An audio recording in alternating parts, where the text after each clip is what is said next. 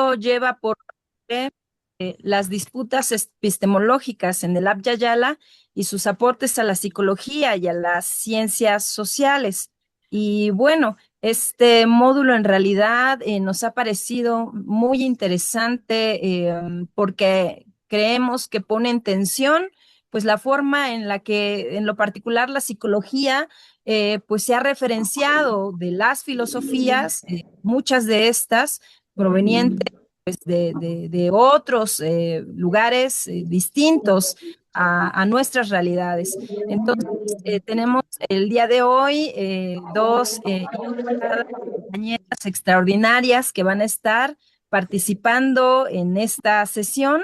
Y bueno, recordarles nada más que el módulo dura 2 sesiones, entonces ahora tendremos a la participación, la compartencia de estas compañeras y el próximo viernes también contaremos con la presencia de otras 2 compañeras que continuarán profundizando esta temática. Entonces, bueno, pues sin más, a mí me gustaría presentar a la compañera Lorena, quien además es la coordinadora de este módulo, la que ha estado de algún modo organizando toda esta actividad. Lorena González Fuentes, ella es educadora popular feminista y doctora en estudios americanos con especialidad en pensamiento y cultura por la Universidad de Santiago de Chile, licenciada en Filosofía por la Universidad de Chile, donde también obtuvo el grado de magíster en Axiología y Filosofía Política. Sus líneas de investigación se relacionan con la filosofía política, el pensamiento crítico latinoamericano, la epistemología, la educación popular y los feminismos.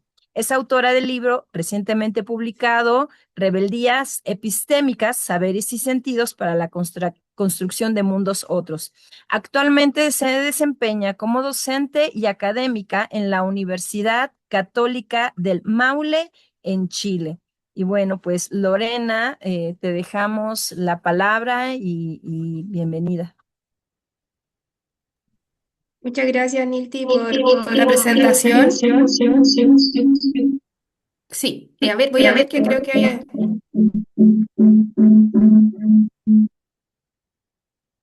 Ahí sí, ahí sí. Ya, que al parecer había algunos de los otros micrófonos que están activados.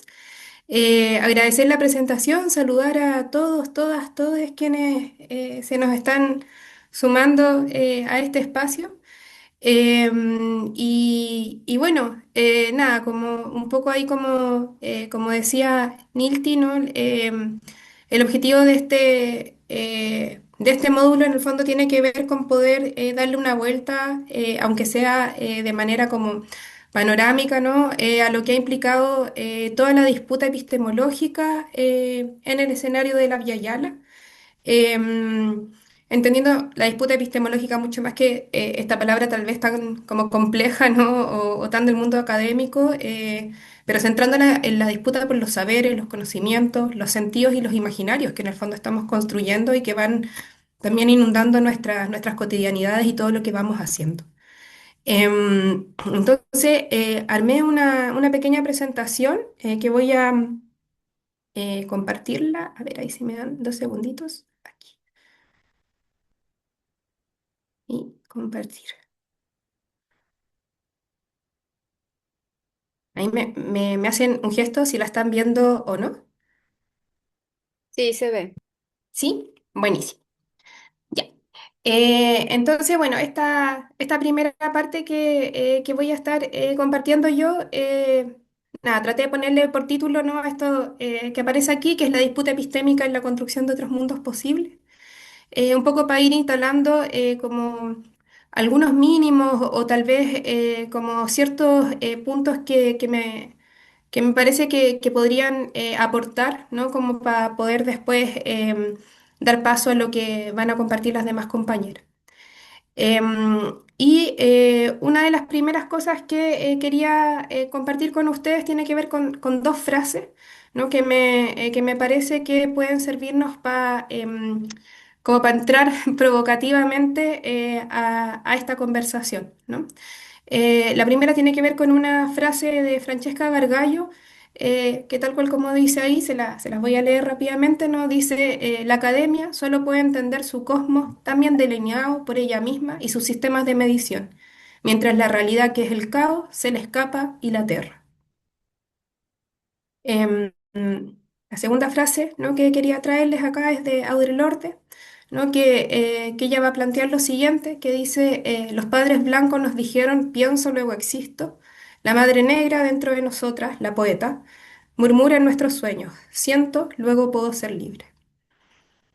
Me parecía que estas dos frases podían encauzar, ¿no?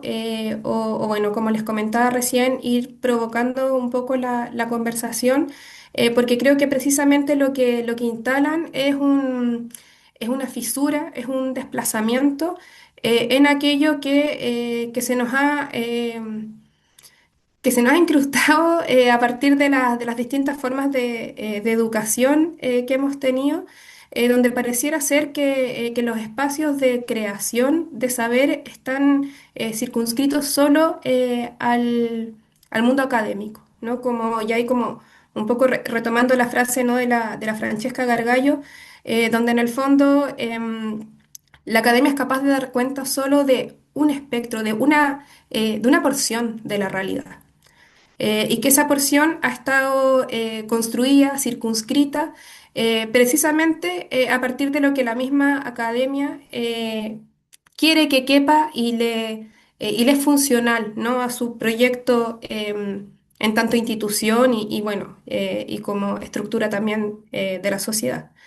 Y también, un poco recogiendo esto de acá, ¿no?, de Laura Lorde, como esta escisión, ¿no?, tan radical que nos han inculcado también, donde es la razón, ¿no?, es la mente, lo que determina la posibilidad de conocer y de saber que tenemos en nuestra experiencia. Y donde el cuerpo y donde la sensibilidad, por supuesto, es algo que tiene que ser despreciado, ¿no?, y que tiene que ser subyugado o domesticado por esta razón, que es la que efectivamente nos va a permitir acceder a la claridad y a la verdad de las cosas. Entonces, la invitación hoy día es a poder mirar críticamente esa como configuración que nos han enseñado respecto a lo que es el saber, y poder ir armando como algunas líneas de desplazamiento. Desde ahí, me parece que es fundamental poder poner en el centro, ¿no?, la intencionalidad política que tiene el saber. Y aquí estoy hablando del saber en singular y con mayúscula, ¿no?, porque también nos han enseñado que el saber es uno solo. Es uno solo, tiene pretensiones de universalidad, no es eterno, es necesario, es válido en todo momento y en todo lugar. Y que por supuesto ese proyecto, ¿no?, de una unidad estrecha, ¿no?, como puede ser un saber singular, tiene un proyecto ético detrás de él. Entonces, desde ahí me parece que es fundamental poder hacerse estas preguntas que están acá, ¿no? Como, ¿cómo se entrama la dimensión epistémica con nuestras vidas?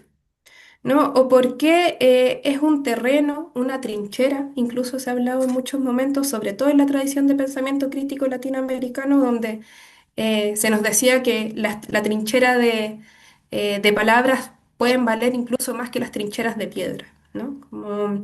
Entonces, ¿por qué es un terreno, una trinchera en disputa? Precisamente para pensar en la construcción de otros mundos y de otros porvenires. Em, y desde ahí me parece que una de las cuestiones que son articuladoras en el fondo de poder desplazarnos desde ahí tiene que ver con que los saberes y los conocimientos no solo van a venir a determinar lo que es verdad y lo que es falso, sino que forjan aquello que imaginamos como posible. Entonces, en el fondo, aquellos que concebimos como conocimiento, como saberes, o que vamos articulando dentro de todo el repertorio de imágenes y de expectativas que tenemos, da cuenta o va a permitir qué es lo que podemos soñar, ¿no? Como cuáles son los delirios que nos parecen delirios posibles y los que tienen que ser remitidos al escenario de lo repudiable, ¿no? O de lo que pareciera ser que no tiene pies ni cabeza. Por lo mismo ahí me parecía como relevante esta frase de la Úrsula K. Le Guin que aparece aquí en esta imagen en blanco y negro ahí que está en la diapo, ¿no? Donde ella plantea en un momento que dice, claro, vivimos en el capitalismo, ¿no? Su poder parece que es inevitable, pero también lo era el derecho divino de los reyes. Entonces vivimos en una realidad donde ¿Cómo? pareciera ser, ¿perdón? Ah, pensé que me habían preguntado algo. Em, entonces, se ha insistido mucho, ¿no? En esto de la imposibilidad de pensar o de soñar con escenarios que vayan más allá de todas las estructuras de dominación que nos envuelven, nos circunscriben y nos subjetivan. Y bueno, y pareciera ser que el primer desafío que tenemos ¿Puedo es esperar ponernos aquí por a... la sesión? Disculpe, ¿pueden apagar su micrófono? Porque, o si no me... Bueno, espérenme, voy a... em, ya. Ay, perdón. Ahí sí. Entonces, pareciera ser que el primer desafío que tenemos es atrevernos como a pensar a contrapelo de aquello que nos han dicho que no es transformable en el fondo, ¿no? Que es la única alternativa de vida que tenemos. Em, desde ahí sí. Em, una cuestión que me parece que también es necesaria considerar tiene que ver con lo que estamos o con todas las dimensiones que tiene la epistemología, ¿no? Porque la epistemología o las formas de producir y de crear saberes que tenemos son ante todo una forma de entramarnos con la realidad, de vincularnos con ella. Y desde ahí poder establecer aquello que vale, ¿no? Aquello que merece ser nombrado, y entonces también aquello que tiene que quedar circunscrito a los márgenes, que es despreciable y que consideramos que no tiene ninguna significación en nuestras vidas. Entonces, por eso, en tanto disposición a cómo nos tejemos con el mundo, la epistemología es fundamental. ¿Ya? Y ahí hay tres dimensiones que están como forjando, ¿no? Una propuesta epistemológica y una tiene que ver con un proyecto antropológico específico. ¿Qué quiere decir eso? Que toda epistemología propone una versión de seres humanos que es funcional a aquello que está buscando construir ese proyecto epistemológico. Entonces, que vivamos en un mundo donde lo que prima es el individualismo, la competitividad, ¿no? La búsqueda del éxito, el salvarse sola, no es porque seamos muy malas personas, sino que tiene que ver con todo un discurso y con toda una relación que hay entre los saberes y las formas de dominación que están operando, que precisamente activan, ¿no? Ciertas formas de funcionamiento que construyen esa versión de persona. Y eso está indisolublemente ligado con la epistemología. Hay una segunda dimensión que tiene las propuestas epistemológicas y que tiene que ver con una estrategia de validación de saberes, ¿no? ¿Qué es lo que consideramos como saber? ¿Qué es lo que consideramos como creencia? ¿No? ¿Qué es conocimiento y qué es superstición? Y así, bueno, un infinito como parejas de dicotomía, ¿no? Que desde la modernidad se nos han implantado con tanta fuerza en nuestras formas de pensar. Y que en el fondo la estrategia de validación de saberes va a buscar responder a un poco a esta pregunta, ¿no? ¿Qué es lo digno de ser aprendido? ¿Qué es lo digno de ser como archivado, recopilado y transmitido o compartido con las futuras generaciones que vengan? Entonces, a partir de esa como determinación, ¿no? De lo que es saber, de lo que es verdad o de lo que no lo es, em, estamos también circunscribiendo el mundo, ¿ya? Em, y un tercer elemento tiene que ver con la metodología. ¿Cómo conocemos? ¿No? ¿Cuáles son los caminos que seguimos para poder llegar a ese objetivo final, se supone, ¿no? Que muchas veces son objetivos intermedios también, que tienen que ver con los saberes y con los conocimientos. Y que si vemos el canon epistémico que rige en este momento, diríamos que todas las metodologías que nos enseñan están muy fuertemente atravesadas por una visión cientificista. Shampoo, piedra, papel, lapicera. Sí, shampoo, piedra, Em, papel, lapicera. bueno, Ay, por eh, favor, se puede repetir porque no se escucha. ¿Vale? ¿Quieres? Oye, ¿Puede, pero una moneda. puede cerrar tu micro, por favor? Gracias. ahí sí, perdón, no sé bien cuál fue la parte que no se escuchó, pero que estaba diciendo que en el fondo, bajo el canon epistémico que estamos viviendo actualmente,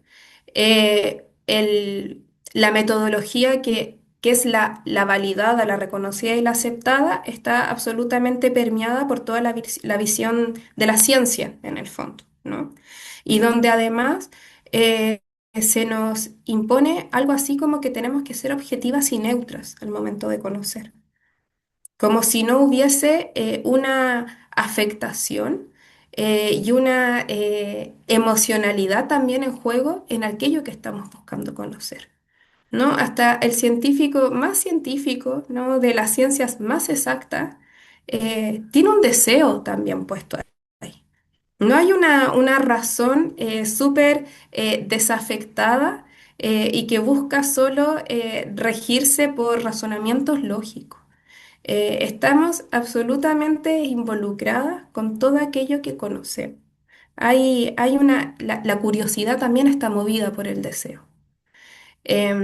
Pero en el fondo desde estos preceptos científicos, que con esto no estoy despreciando la ciencia como una forma de conocimiento válida, me parece que hay muchas cosas que a mí también me resultan muy fascinantes del pensamiento científico. El problema es cuando creemos que es el único y que cualquier forma de conocer que no se adapte a esos preceptos no es válida en el fondo, ¿no? O tiene un estatus menor, o es simplemente, bueno, como un juego especulativo que puede ser buena onda y entretenido para una conversación, pero que nunca va a ser validado como algo que efectivamente nos permite como comprender el funcionamiento del mundo y ver desde ahí también cuáles son las rutas que queremos trazar. Em, eso, ahí, ahí sí. Eh, Desde ahí, si tenemos como a la vista, ¿no? Todo esto que les he estado mencionando, em, hay algunas como consecuencias o implicancias, ¿no? Que estaría bueno poner sobre la mesa. Y una de ellas tiene que ver bueno, con esto que les estaba mencionando recién, ¿no? Con cómo el saber no es neutro ni objetivo, ¿no? Y en ese ejercicio de no neutralidad y no objetividad, crea y configura una realidad y un mundo, ¿ya? El mundo es ante todo un orden, una forma de organización de aquello que nos circunda. Entonces, por eso también, a propósito de la primera imagen ahí que les compartía y de esta frase de la Francesca Gargallo, ¿no? Como el caos es algo que hay que evitar, ¿no? Desde las lógicas de la epistemología hegemónica, en el fondo, ¿no? El caos es peligroso, el caos desborda, el caos no permite el control. Y entonces el saber deja de ser algo que nos permita prever lo que va a pasar. El punto es que el caos también es la fuente de la creación, ¿no? No creamos desde, o bueno, no sé, hay gente que tal vez puede hacerlo, al menos yo no creo desde el orden y la rigurosidad, como creo desde el desborde, desde cuando lo que, como cuando se me parte el mundo en el fondo, ¿no? Entonces, no es casual que haya un ordenamiento y una rigidez tan grande. Como qué dimensión de lo humano, ¿no? O de todo aquello que somos está quedando afuera cuando lo único que importa es poder mantener el orden y el rigor.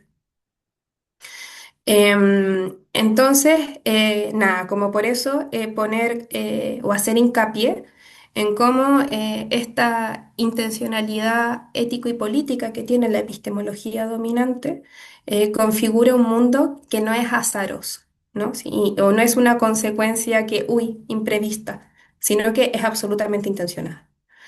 Y que un poco también en directa relación con lo que estaba hablando antes, al moldear, digo, nuestras subjetividades, también va a determinar cuáles son los repertorios de acción que nos imaginamos y que llevamos a cabo.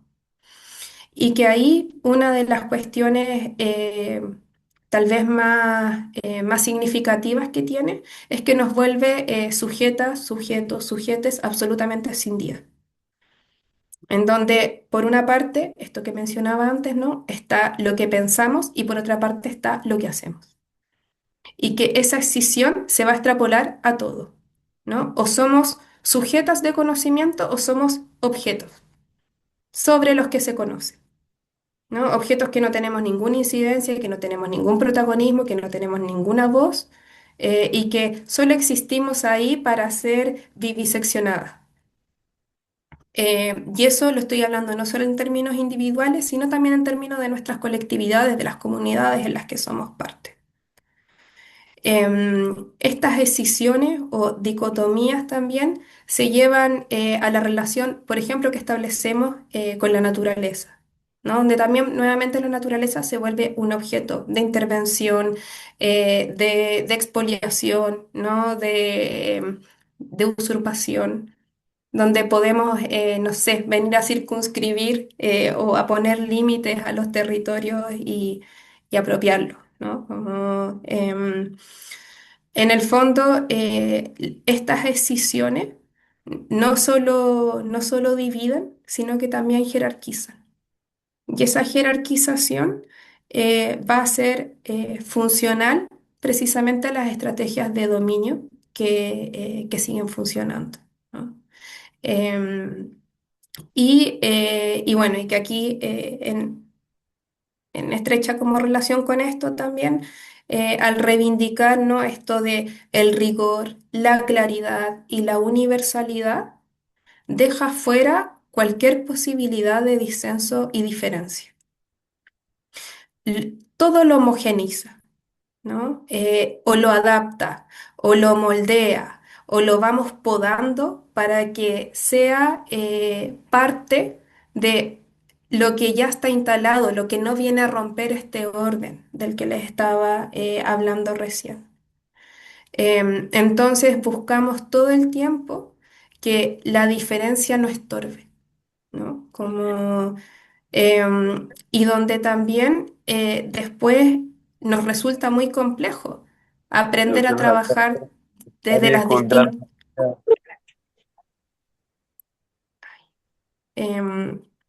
Nos parece muy complejo poder aprender a trabajar desde las discrepancias. Si todo el tiempo nos han buscado imponer una cuestión que es unívoca, ¿no? Y homogénea. Entonces, después, ¿por qué? Por arte de magia, porque lo deseamos o porque hay un desafío gigante ahí, y que tiene que ver precisamente con cómo hemos sido subjetivadas desde niñas, ¿no? Desde niñas. Em, Ahora, sí, todo esto podríamos decir que tiene que ver como con hacer como una crítica, ¿no? O una denuncia a las formas de conocer y de saber que más fuertemente se han instalado, ¿no? Hay espacios de resistencia en las escuelas, en las universidades y todo, pero si vemos lo que prima, em, está mucho más en la línea, bueno, de lo que estaba tratando de criticar recién, que tal vez a otras formas más, no sé, más abiertas, ¿no? Menos estrechas en el fondo de pensar el mundo. Em, el punto es que, claro, ¿es solo la teoría quien tiene algo que enseñarnos? ¿O aprendemos también de otras formas, ¿no? Así si miramos nuestras vidas, nuestras experiencias vitales, ¿no? Como son solo las instituciones educativas o las clásicas instituciones del saber las que nos han enseñado, las que han sido la fuente de los aprendizajes que hemos tenido. Y si lo llevamos a nuestros espacios organizativos, ¿no? A las comunidades en las que nos movemos, ¿qué pasa, ¿no? Precisamente con todas esas prácticas que estamos forjando ahí y que sacuden, ¿no? Que desestructuran, que remecen estas estructuras de dominio que nos han instalado. ¿Acaso no reivindicamos todo el tiempo que el hacer nos enseña también? ¿No? Que la praxis es fuente de conocimiento y aprendizaje. Y más aún, ¿no es ahí mismo donde estamos ensayando otras formas de vida? ¿No? Esos otros porvenires, donde efectivamente nos atrevemos a soñar y a practicar otras formas de ser y de hacer. Entonces, ¿cómo no van a haber saberes en eso también? ¿Cómo no van a haber conocimientos y aprendizajes que necesitamos poder visibilizarlos y poder compartirlos también? ¿No? Porque o si no, se quedan solo en quienes han vivido esa experiencia. Pero ¿cómo replicamos, cómo contagiamos eso? Em, y ahí eh, me parece que es como importante poder tal vez indicar algunas cuestiones que me parece que tienen que ver con la potencia de esos saberes otros, ¿no? Esos saberes fugitivos o incluso liminales, ¿no? Como se les ha llamado, ¿no? Y que es en esas mismas experiencias o a propósito de esos saberes donde deja de existir esta escisión tan grande entre el hacer y el saber, ¿no? Porque eh, es el pensar colectivo el que se encarna y el que se aprende. Y que desde esa colectividad vamos desestructurando o desafiando esta propuesta antropológica, ¿no? O esta versión de subjetividad que precisamente se llena de individualismo y competitividad. Em, y hay una cuestión también que me parece que es indispensable, que tiene que ver con cómo el cuerpo vuelve a estar en el centro, ¿no? Como los espacios colectivos, ¿no? Los espacios de encuentro con otras, con otros, hay una apertura a reencontrarnos no solo con otros cuerpos, sino nosotras mismas, ¿no? A dejar de estar en esa escisión permanente. Y porque precisamente lo que logramos también o lo que buscamos y apostamos es a politizar, digo, nuestras afectividades, ¿no? La tristeza no es porque yo no sea una persona capaz de valorar lo bueno que tiene la vida, sino que tiene que ver también con un montón de lógicas de opresión, de explotación y de injusticias cotidianas que vivimos. Entonces, ¿cómo ver que esa tristeza y que esa rabia no tiene que ver ni con un desorden hormonal que tenga, ni con una falta de trabajo o de respiración que necesito hacer, sino con que efectivamente me conmueve, ¿no? Me indigna una cotidianidad que está atravesada por la injusticia y el dolor? Y no solo aquellas como afectividades que tal vez se ponen en el lugar como de lo negativo, sino también volver a politizar la alegría, ¿no? El goce. Y desde ahí volver a reivindicar también la capacidad de crear. Y, y otra de las cuestiones, ¿no? Como ya para ir cerrando, que no me quiero pasar más del tiempo, tiene que ver con este último punto que aparece acá, que es esta necesidad como em, de darnos cuenta que no somos las primeras, los primeros, las primeras que estamos ensayando esto, ¿no? Hay toda una historia de resistencia, de rebeldía que nos precede, y que es necesario jalar de una hebra esa memoria también, ¿no? Como para, en el fondo, romper con la discontinuidad que desde las lógicas de poder se instalan sobre esas experiencias que desafían y desobedecen sistemáticamente esos mandatos. Entonces, cuando podemos ir reconstruyendo un camino que no es solo nuestro, sino que es compartido, em, podemos ir un poco más allá, ¿no? De todo lo que el despojo epistémico ha implicado en nuestras cotidianidades y en nuestras comunidades. Em, entonces, nada, ¿no? Como un poco desde ahí era como lo que quería como compartirles.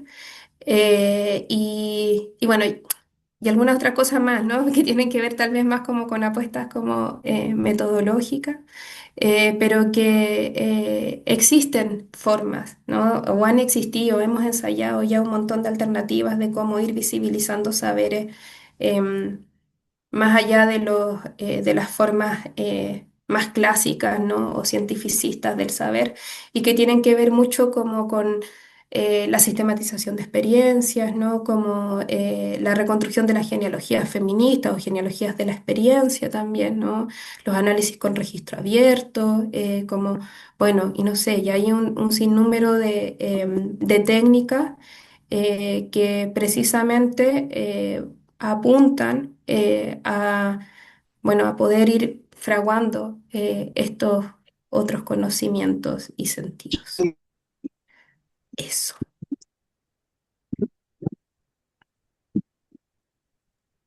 Muchas gracias, Lorena, por estos elementos que nos estás dejando para la reflexión. Hay algunos comentarios ahí en el chat, pero esperamos que ahorita que vayamos a salas podamos hacer ese diálogo un poquito más cercano. Preguntarte, Lorena, ¿alguna pregunta que quieras dejar para la actividad de salas? Y es que la habíamos ahí pensado juntas con Teresa, entonces sin Ah, bueno. spoiler, como Ah, que bueno, muy bien. esperamos ahí. Ahorita esperamos a Tere. Perfecto. Sí. Vamos a pasar, antes de pasar a la siguiente compañera, a la siguiente, vamos a darle la palabra a las compañeras y los compañeros que están en la Facultad de Psicología porque querían compartirnos algo. Entonces, No, los factores por psicología de ahí, San Luis. Hugo.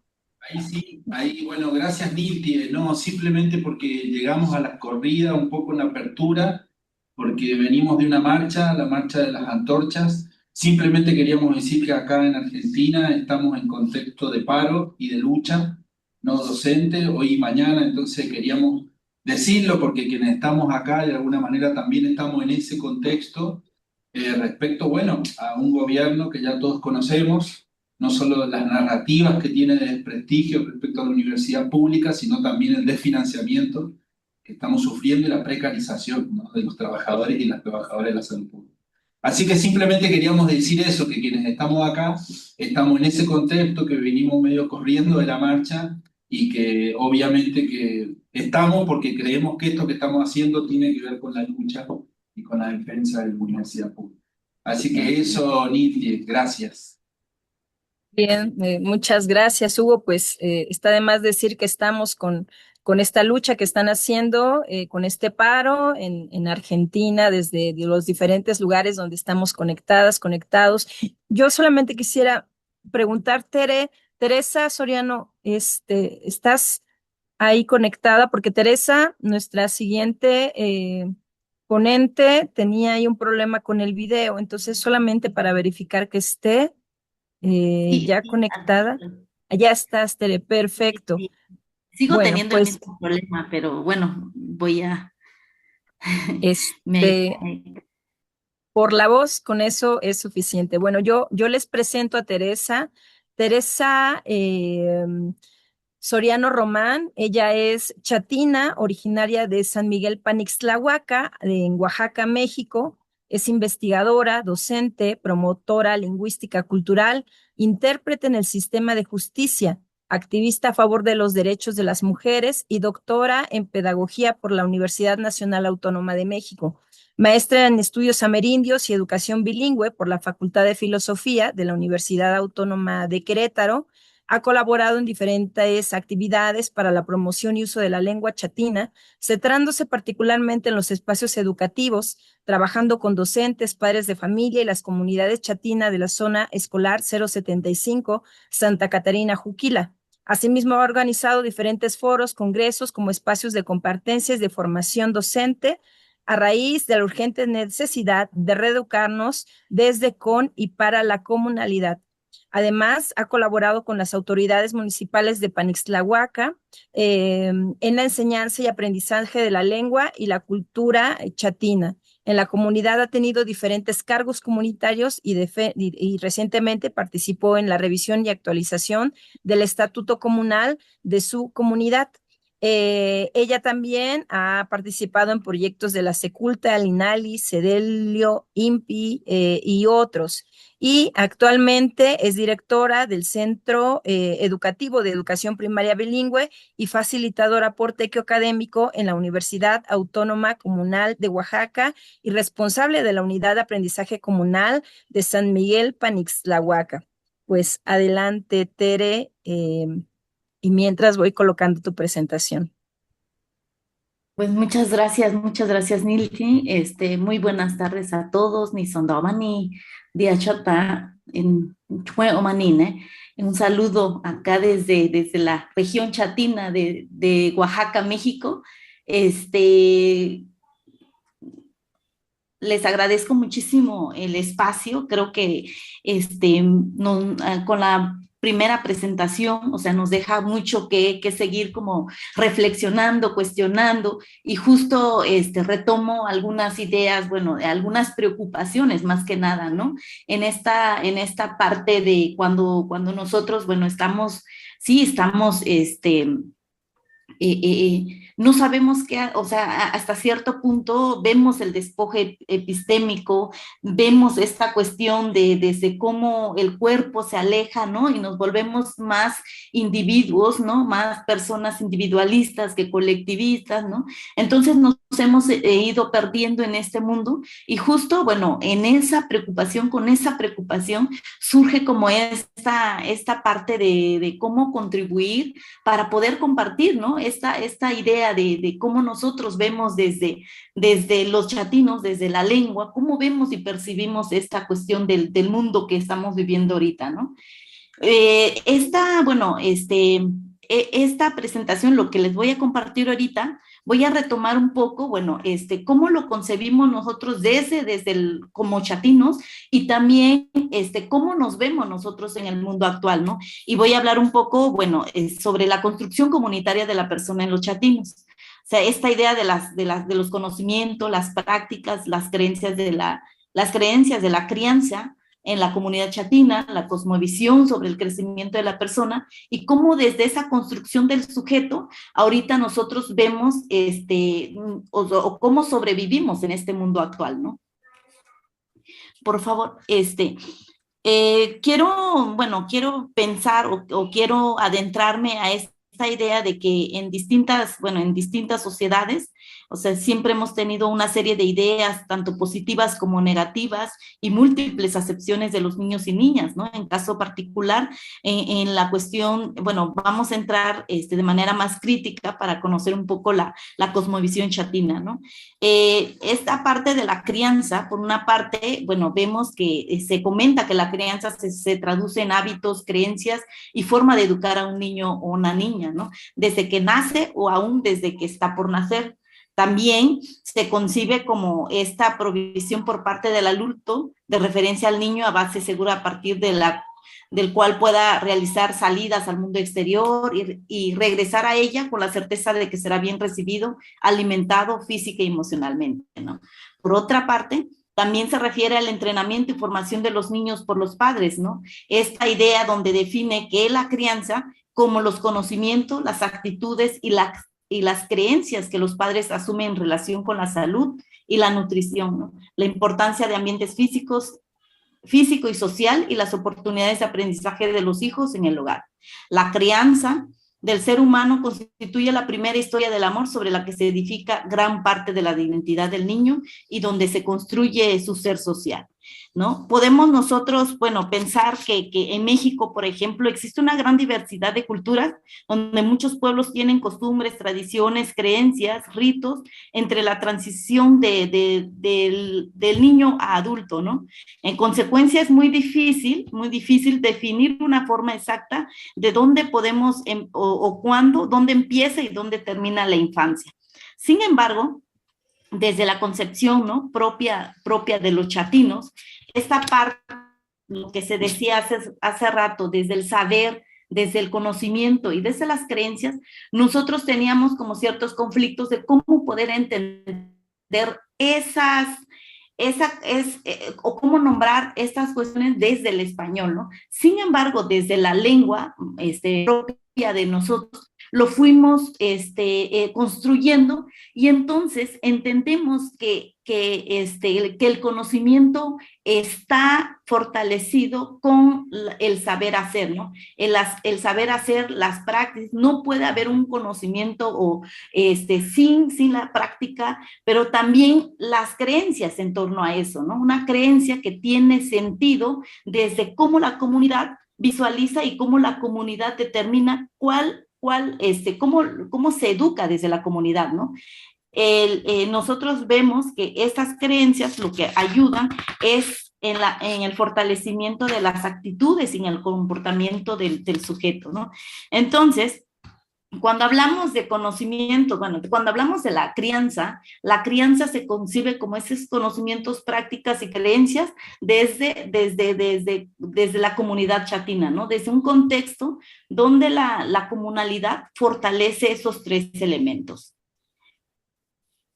Bueno, también un poco, bueno, hay dos estudios realizados de los mayas y los tojolobales, donde hablan que cómo es la cosmovisión tzotzil, bueno, cuando en las prácticas, o cómo se dan la crianza desde las prácticas, desde esta concepción de los tzotziles, ¿no? Cuando nace un bebé, ¿no? Ellos dicen, no, pues nace un bebé, toda la familia espera, ¿no? Toda la familia espera para recibir al individuo porque es una concepción colectiva, ¿no? De cómo hacer, cómo integrar a una persona, bueno, a un recién nacido a la colectividad, ¿no?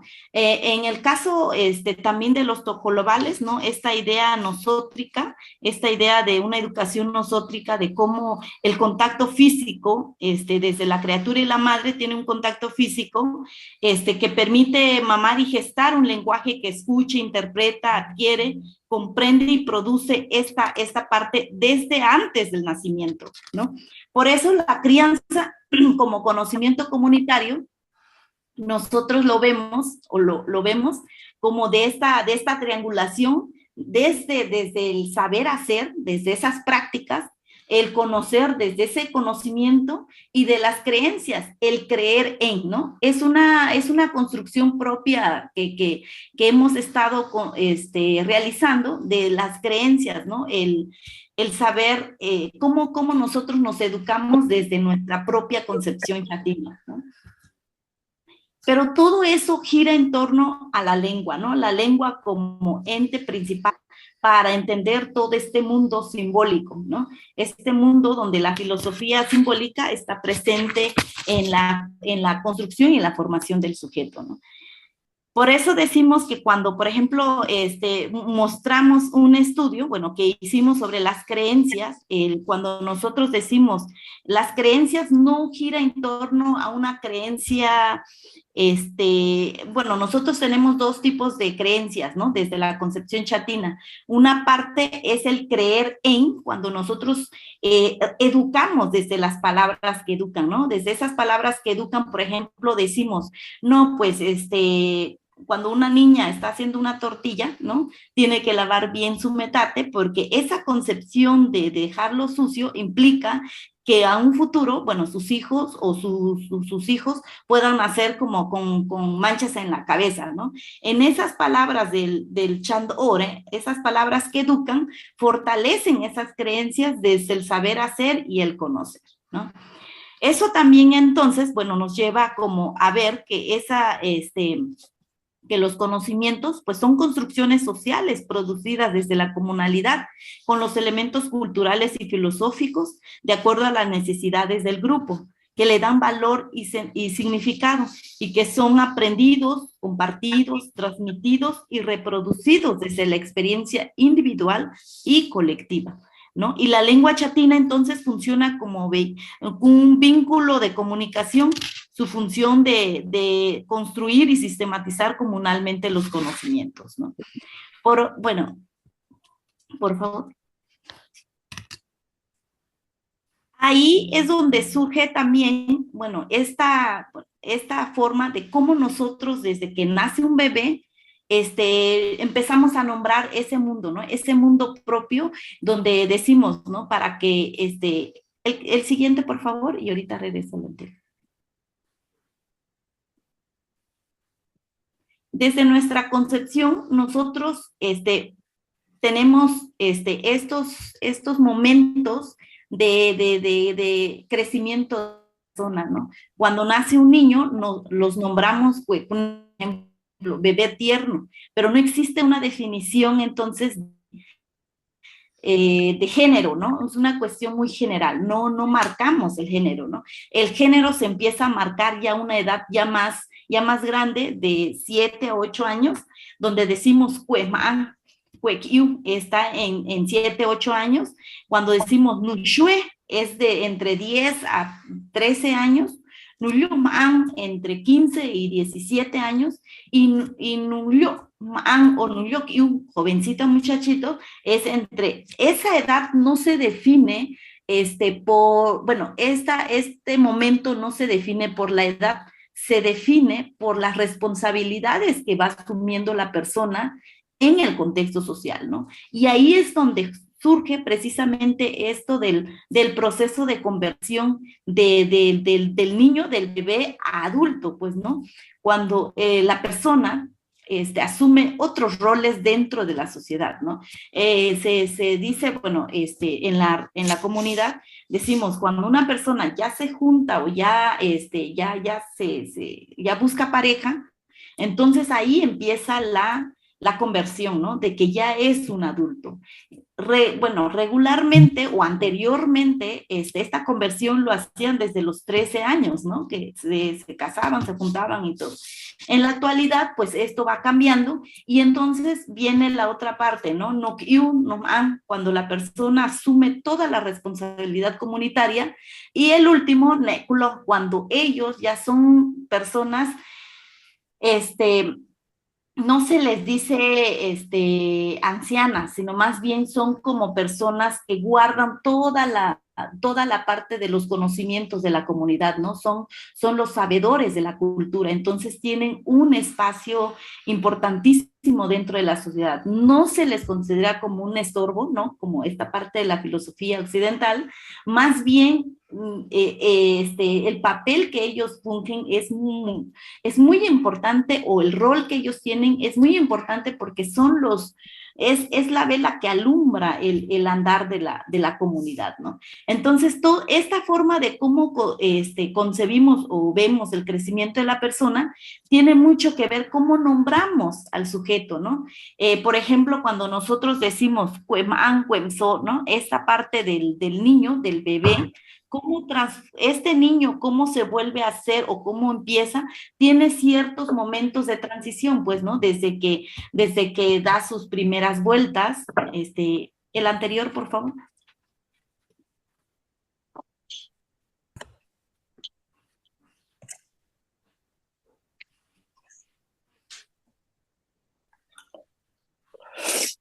Desde que sostiene la cabeza, se voltea, se sienta, arrastra de pecho, gatea o arrastra de cola, ¿no? Cuando se para, sus primeros pasos, inicia a caminar y por último comienza a hablar. Cuando el niño comienza a hablar, ya cambia y desde la concepción de los chatinos, entonces se le define ya como un niño, ¿no? Deja de ser bebé y comienza esta etapa de ser niño, ¿no? Siguiente, por favor. Entonces, bueno, pensando desde los conocimientos propios y desde cómo nombramos el mundo, es muy importante, ¿no? Cómo vemos esta parte del crecimiento de la persona y cómo la persona, o sea, asume roles no personales, sino roles para la comunidad, con la comunidad, ¿no? Con su participación y todo eso. Siguiente, por favor.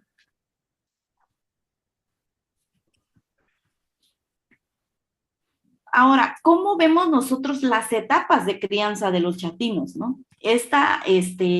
Visibilizar esta parte es muy importante porque entonces nos encontramos y nos reeducamos desde lo propio, ¿no?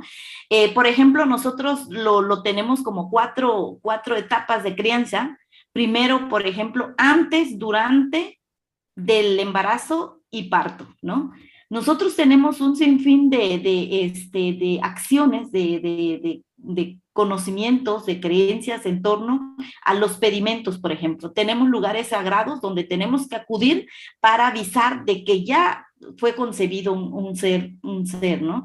Entonces, la concepción de un ser tiene diferentes rituales donde nosotros tenemos que agradecer a la tierra, tenemos que agradecer a los difuntos, a nuestras personas, nuestros familiares no están, para poder, ¿no? Entrar a avisar otro nuevo individuo a la familia, ¿no? Y el alumbramiento es muy importante porque es donde marca el inicio de la vida marca los rastros, más bien, marca los rastros o deja rastros del sujeto para entrar a la vida comunitaria, ¿no? Por ejemplo, uno de esos es cuando en el parto el niño nace, pues nosotros tenemos que esparcir, ¿no? Esparcir cenizas abajo de la cama, ¿no? Para ver qué nahual y qué tona tiene este sujeto en torno para el cuidado de ese mismo tona, que ese tona o el nahual tiene relación y conexión con la madre naturaleza y con la madre viviente en este mundo, ¿no? Entonces, después del parto y los primeros 40 días son muy sagrados, hasta nosotros decimos, ¿no? Tenemos un pie adentro y un pie afuera, ¿no? En este sentido de que la tona y el nahual es un ente principal y primordial para poder integrar al individuo en la sociedad, ¿no? Como nosotros, o sea, sabemos nosotros que todos tenemos un tona, ¿no? Pero no todos tienen un nahual. Entonces, la concepción de el cuidado que se tiene y todo lo que implica, el cuidado que tenemos que hacer, no nada más mamá y papá, para la crianza del niño, ¿no? Sino toda la sociedad, la familia, los abuelos, los padrinos, etcétera, ¿no? El lavado y la siembra de la placenta. Por ejemplo, acá se acostumbra mucho de que cuando nace un niño se siembra un árbol y se entierra la placenta, ¿no? La encendida de velas, tenemos que encender velas y avisar a los 7 7 puntos de referencias o lugares sagrados que tenemos, de que viene o está ya un individuo dentro de la familia. Los cuidados y recomendaciones de la madre, la quema y siembra del ombligo, que es un ritual que hacemos los primeros 7 días cuando nace un bebé, de quemarle el ombligo, y que los integrantes de la familia tienen que venir a quemar el ombligo con un olote, ¿no? Luego el quense es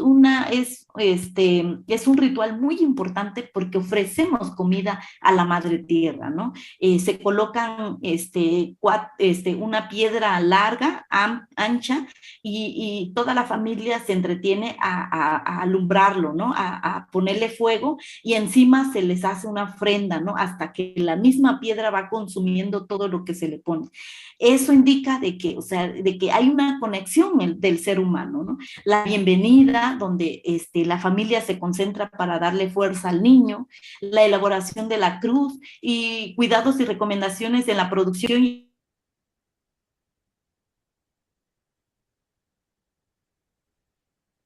Ay, se silenció el audio de Teresa.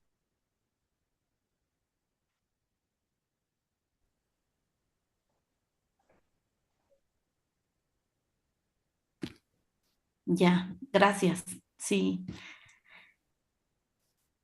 ¿Sí me escucharon o hasta dónde voy?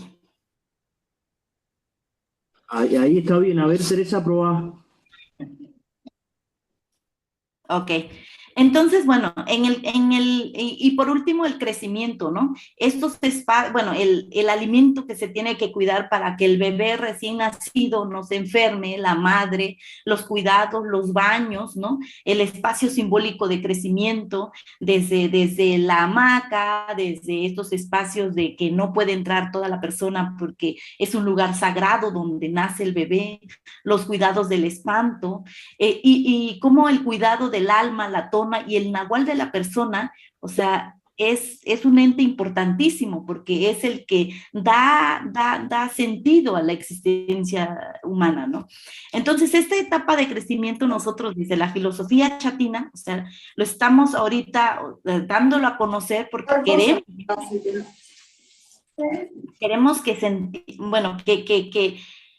se vea, que se visibilice esta parte, porque el mundo actual nos está bombardeando, nos está consumiendo, nos está transformando, y entonces nosotros nos podemos perder en ese mundo si no conocemos nuestra existencia.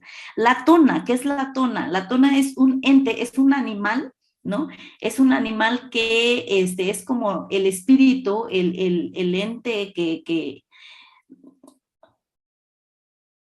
cuando nace un niño, esparcimos ceniza abajo de la cama.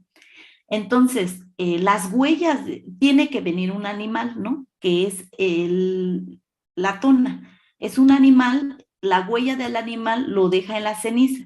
La familia, cuando ya hay una familia, bueno, los padres y los abuelos acuden al lugar para ver qué animal dejó huella, para que los papás, o sea, sepan qué tona tiene el niño.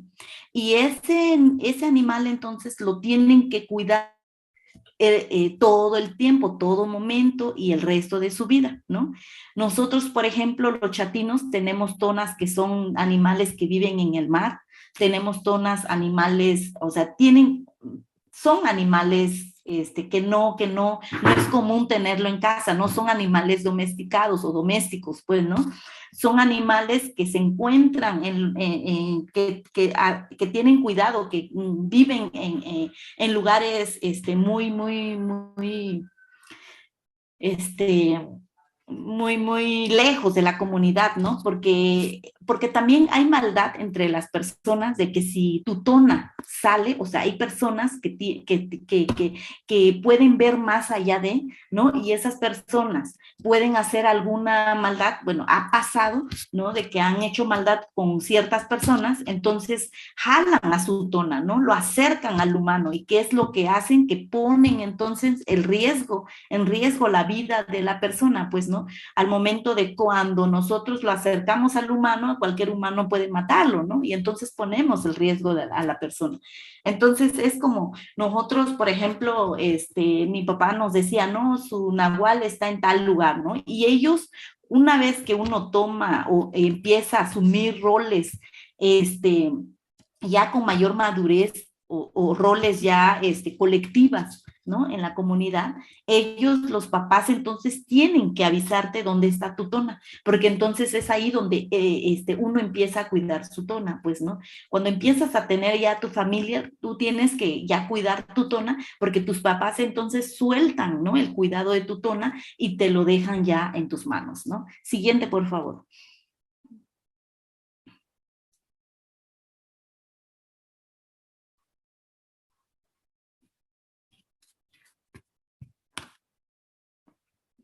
Entonces, bueno, la construcción del sujeto de los chatinos no se basa solamente en cuestiones físicas, ¿no? Bueno, nosotros, bueno, hicimos todo esto, este proceso de investigación. ¿Cómo es que concebimos que la construcción del sujeto se basa en lo físico, en lo social y en lo espiritual para la formación de las identidades colectivas, ¿no? En lo físico, por ejemplo, y todo eso tiene mucho que ver con la comunalidad simbólica, es decir, más allá de lo que se puede observar, de lo que se puede tocar y lo que podemos concretamente definir, o sea, todo eso se entiende desde la filosofía, desde la lengua, desde el mundo otro que nosotros tenemos y que lo entendemos, ¿no? Desde nuestra propia lengua. Entonces, la comunalidad simbólica tiene injerencia en la construcción de eso, ¿no? Desde lo físico, lo social y lo espiritual. Por ejemplo, en lo físico, siguiente, por favor.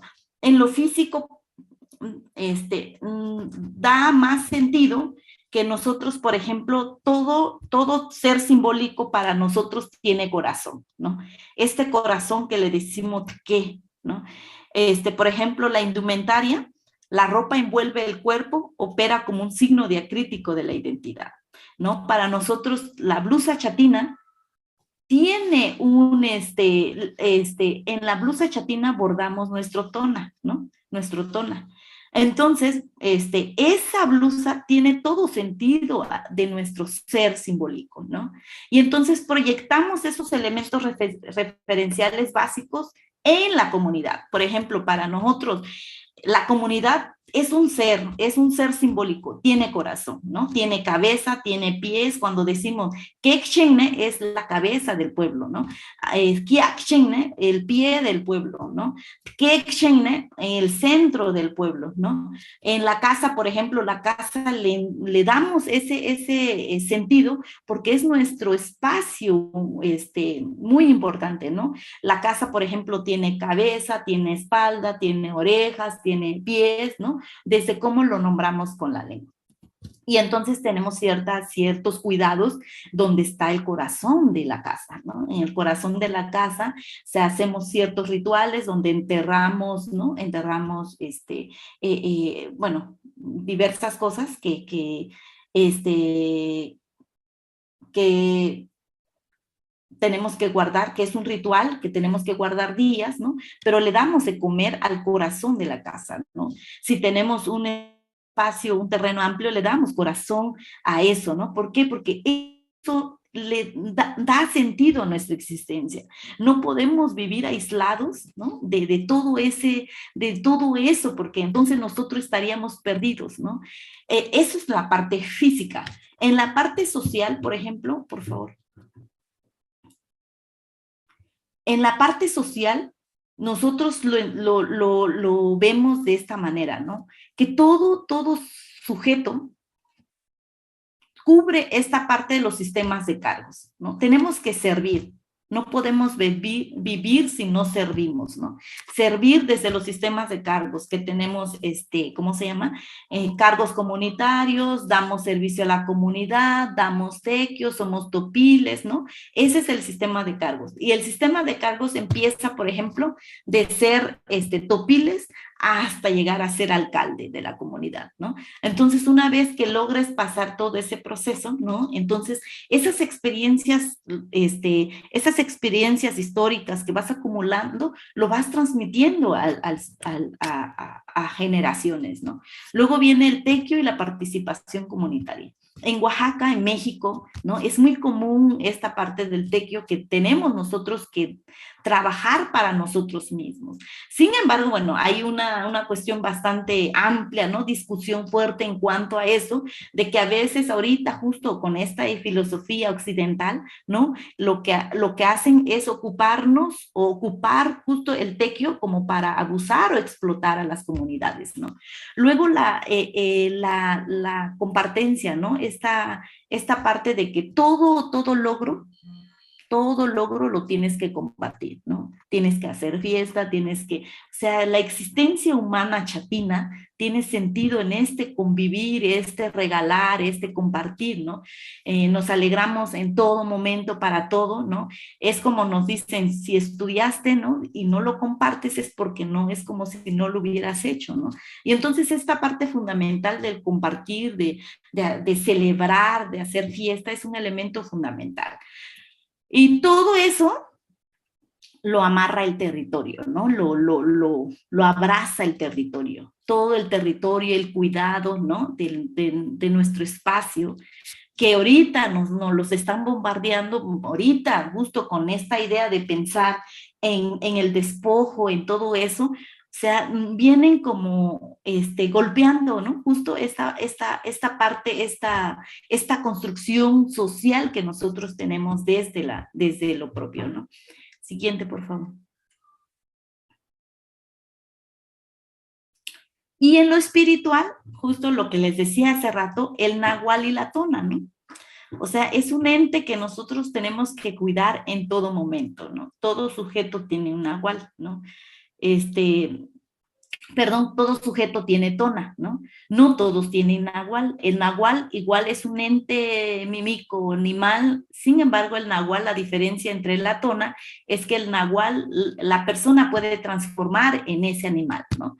Eso, o sea, nada más, no todos pueden hacer eso porque entonces, o sea, tendrían otras características, otras habilidades, ¿no? Y ciertas personas tienen ese don de tener nahual, ¿no? En cambio, la tona, todo sujeto lo tenemos, ¿no? Todos tenemos que cuidarlo.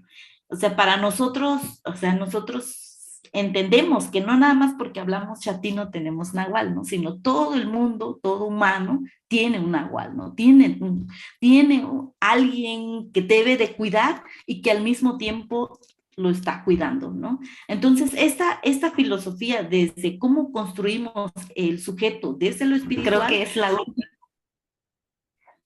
creo que es la última diapositiva, ¿no? En cuanto a esto. Sí, muy bien. Sí.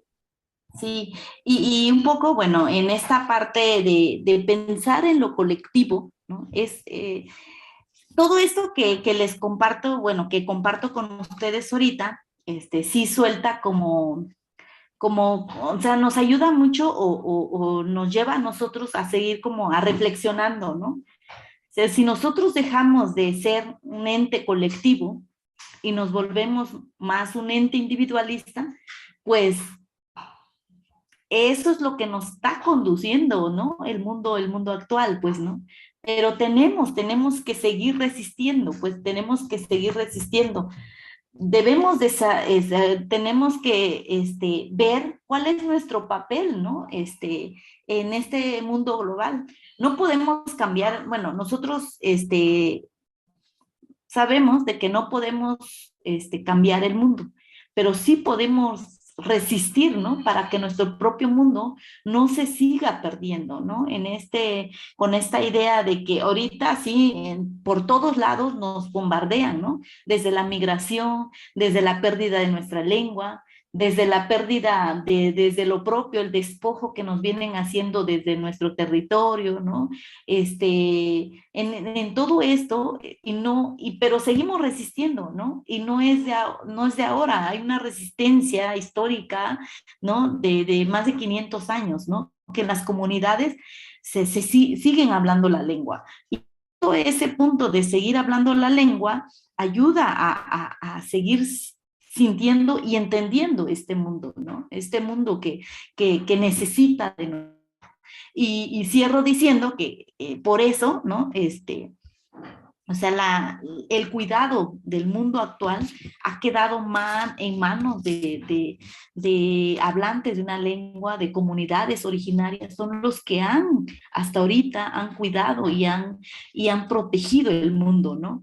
Si todos nosotros nos cambiamos y apropiamos la idea del mundo occidental, o sea, nuestra existencia, el mundo que vamos a dejar a nuestros hijos, a nuestros nietos, pues no va a ser la misma, ¿no? Entonces, o sea, creo que ojalá podamos seguir como reflexionando cómo nos miramos en un futuro, ¿no? En esta construcción de la persona, el individuo o sujeto que tenemos, ¿no? O sea, por dónde vamos caminando y por dónde queremos llegar, ¿no? Bueno, eso es como lo que quiero compartirles, ¿no? Muchas gracias, Tere, muchas gracias. Y bueno, pues vamos nos dejan aquí las compañeras una serie de preguntas para pensarlas ahí en grupo. No sé, Lorena, si quisieras comentar algo al respecto de esto, sobre la actividad que vamos a trabajar en salas, o Tere, sobre estas preguntas que nos dejan para empezar a pensar nuestras realidades a partir de lo que tanto Lorena como Tere nos compartieron. Em, Sí, Nilti, yo quería comentarle un par de cositas, que una de las cuestiones que nos parecía que podía ser interesante con Tere era que la conversa en los grupos se sintetizara en una imagen, o la verdad en dos imágenes, ¿no? Una que tuviese que ver con esta primera pregunta que está compartida ahí en la lámina, ¿no? ¿Cómo se construye la idea del sujeto, individuo, persona desde la filosofía occidental? En el fondo, ¿cuál es la versión de sujeto, de individuo que tenemos funcionando hoy día?